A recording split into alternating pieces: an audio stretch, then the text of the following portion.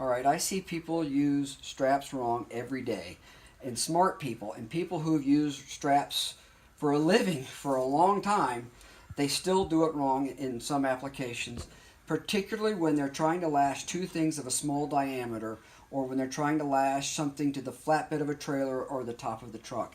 And why that is they're not using the right kind of strap. So this is an endless strap. That's what most manufacturers call it. Now these are not the same in quality, I know that, but I'm saying that if you were to buy the same quality strap in the conventional style with the two hooks, that would be cheaper than this one, probably by 30%. And these are not very easy to find. For whatever reason, these are just so common and people use them wrong all the time. So in particular, what I'm talking about is the loop is too long from the end of the strap, so they double it over like this or something similar to this.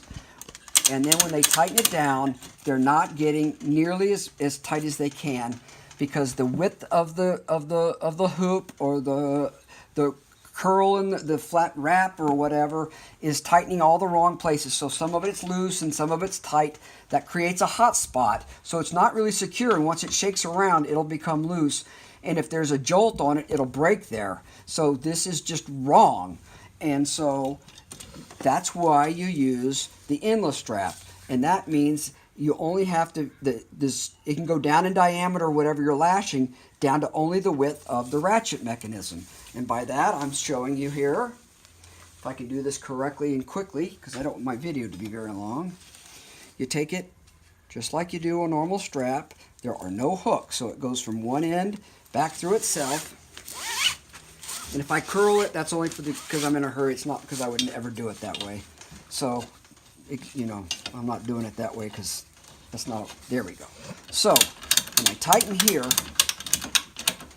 it's much more secure than it would be if I looped it through. And so, how do you do it if you don't have one of these or don't want to spend the extra money? Well, you can use any conventional strap both ways. So, I'm just going to try to quickly do this. Pardon me for the length of the video.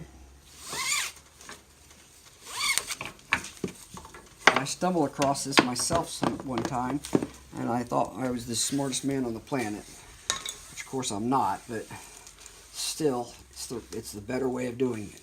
So if I was to do this over and over and over again on the same application, like putting my ladder on my roof rack of my truck or whatever, I would go ahead and cut this off because this is in the way.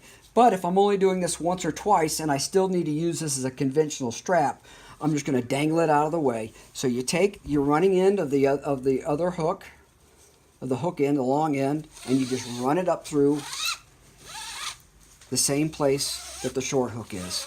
And that's basically going to give you two hooks in the same location. All right? Then you use it just like I did the yellow one. You go around whatever you're strapping, up through the mechanism just like you normally would.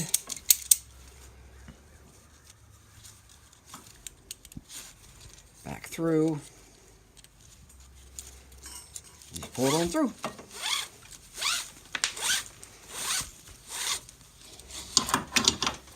Now as you see,